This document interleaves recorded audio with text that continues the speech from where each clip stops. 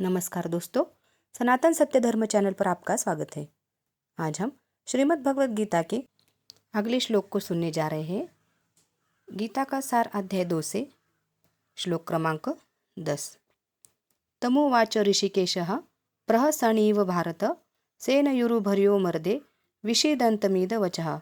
इसका अर्थ है, हे भरतवंशी, उस समय दोनों सेनाओं के मध्य शोकमग्न अर्जुन से कृष्ण ने मानो हंसते हुए ये शब्द कहे। तात्पर्य: दो घनिष्ठ मित्रों अर्थात ऋषिकेश तथा गुड़ाकेश के मध्य वार्ता चल रही थी। मित्र के रूप में दोनों का पद समान था, किंतु इनमें से एक स्वेच्छा से एक दूसरे का शिष्य बन गया। कृष्ण हंस रहे थे क्योंकि उनका मित्र अब उनका शिष्य बन गया था। सबों के स्वामी होने के कारण वे सदैव श्रेष्ठ पद पर रहते हैं।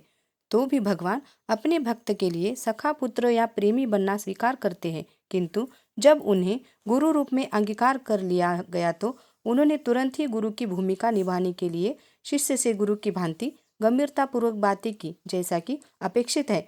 ऐसा प्रतीत होता है कि गुरु तथा शिष्य की यह वार्ता दोनों सेनाओं के उपस्थित में हुई है, जिससे सारे लोग लाभान्वित हुए। अतः भगवत गीता का संवाद किसी एक व्यक्ति, समाज या जाति के लिए नहीं, अपितु सबों के लिए है और उसे सुनने के लिए शत्रु या मित्र समान रूप से अधिकारी है।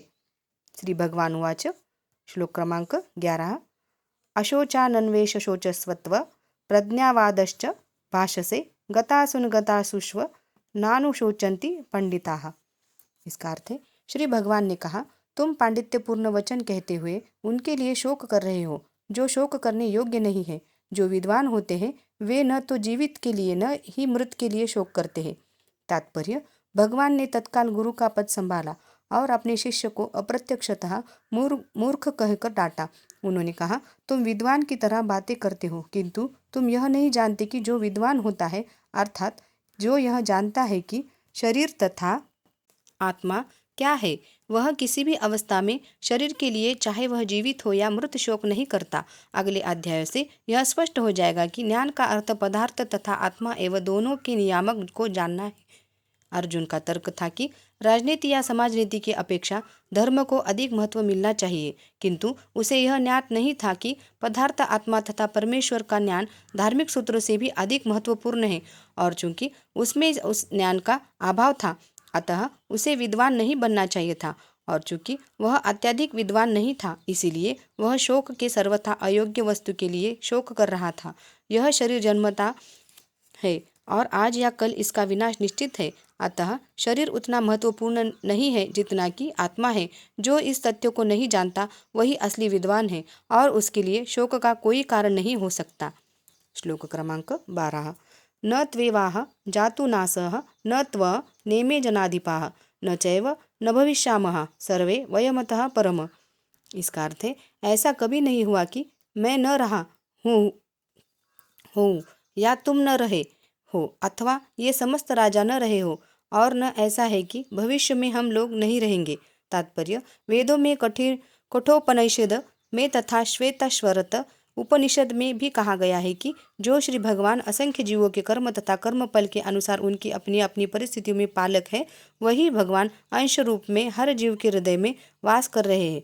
केवल साधु पुरुष जो एक ही ईश्वर को भीतर बाहर देख सकते हैं, पूर्ण एवं शाश्वत शांति प्राप्त कर पाते हैं। नित्यो नित्यान चेतनस्तेनानाम एको बहुनायो विद्धाति कामान तमामस्थ ये न पुषन्ति धीरोस्तेषा शांतिः शाश्वती नेते रेषामः।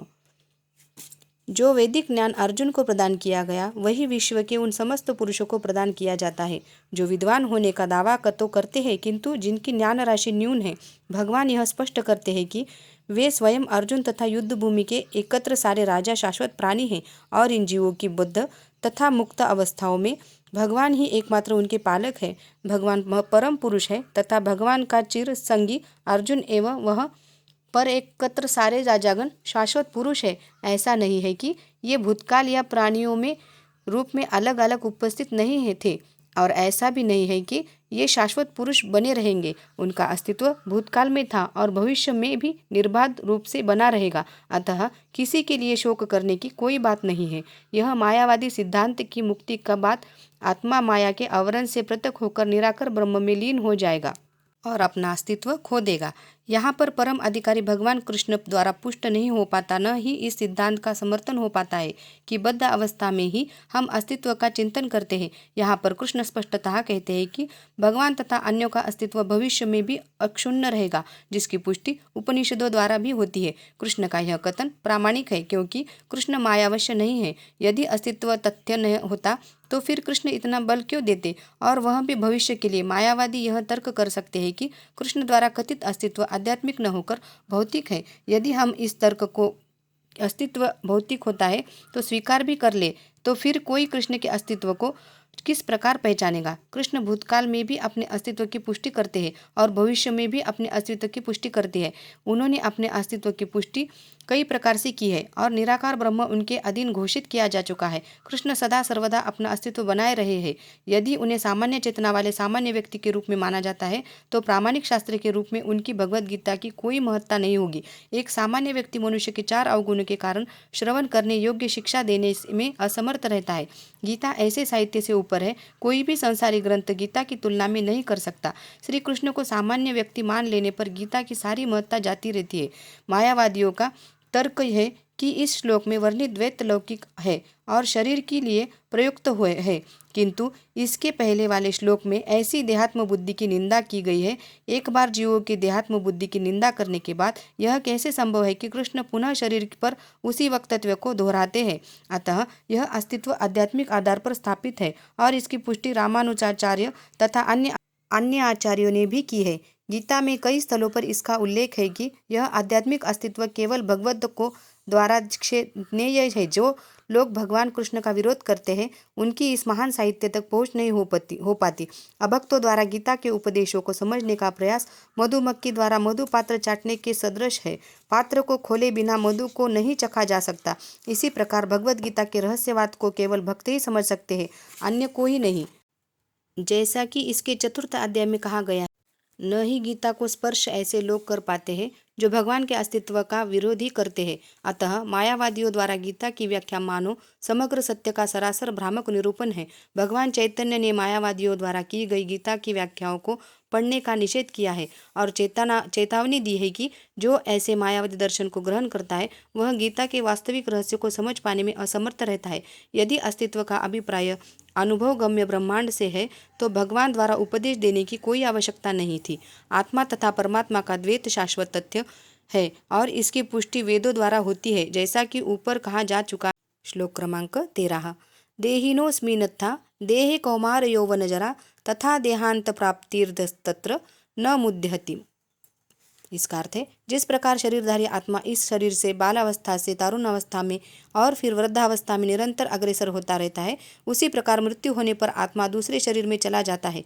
धीर व्यक्ति ऐसे परिवर्तन से मोह को प्राप्त नहीं होता। तात्पर्य, प्रत्येक जीव एक व्यष्टि आत्मा है। वह प्रतिक्षण अपना शरीर बदलता रहता है, कभी बालक के रूप में, कभी युवा तथा कभी वृद्ध पुरुष के रूप में, तो भी आत्मा वही रहता है, उसमें कोई परिवर्तन नहीं होता। यह व्यष्टि आत्मा मृत्यु होने पर अनंतो गत्वा एक शरीर बदलकर दूसरे शरीर में देहांतरण कर जाता है और चूंकि अगले जन्म में इसको शरीर मिलना अवश्य भावी है, चाहे वह शरीर आध्यात्मिक हो या भौतिक। अतः अर्जुन के लिए ना तो भीष्म न ही द्रोण के लिए शोक करने का कोई कारण था, अपितु उसे प्रसन्न होना चाहिए था कि अपने पुराने शरीरों को बदलकर नए शरीर ग्रहण करेंगे और इस तरह वे नई शक्ति प्राप्त करेंगे। ऐसे शरीर परिवर्तन से जीवन में किए कर्म के अनुसार नाना प्रकार के सुख भोग या कष्टों का लेखा हो जाता है। चूंकि भीष्म व द्रोण साधु पुरुष थे, इसीलिए अगले जन्म में उन्हें आध्यात्मिक शरीर प्राप्त होंगे, नहीं तो कम से कम उन्हें स्वर्ग में भोग करने के अनुरूप शरीर तो प्राप्त होंगे ही। अतः दोनों ही दशाओं में शोक का कोई कारण नहीं था। जिस मनुष्य को व्यष्टि आत्मा परमात्मा तथा भौतिक और आध्यात्मिक प्रकृति का पूर्ण ज्ञान होता है वह धीर कहलाता है। ऐसा मनुष्य कभी भी शरीर परिवर्तन द्वारा ठगा नहीं जाता। आत्मा के एकात्मवाद का मायावादी सिद्धांत मान्य नहीं हो सकता, क्योंकि आत्मा के इस प्रकार विखंडन से परमेश्वर विखंडनीय या परिवर्तनशील हो जाएगा, जो परमात्मा के अपरिवर्तनीय होने के सिद्धांत के विरुद्ध होगा। गीता में भी पुष्टि हुई है कि परमात्मा ने खंडों का शाश्वत अस्तित्व है, जिन्हें क्षर कहा जाता है, अर्थात उनमें भौतिक प्रकृति में गिरने की प्रवृत्ति होती है। ये भिन्न अंश नित्य भिन्न रहते हैं, यहाँ तक कि मुक्ति के बाद भी व्यष्टि आत्मा जैसे का तैसे भिन्न अंश बना रहता है, किंतु एक बार मुक्त होने पर वह श्री भगवान के साथ सच्चिदानंद रूप में रहता है। परमात्मा पर प्रतिबिंबवाद का सिद्धांत व्यवहृत किया जा सकता है। जो प्रत्येक शरीर में विद्यमान रहता है वह व्यष्टि जीव से भिन्न होता है।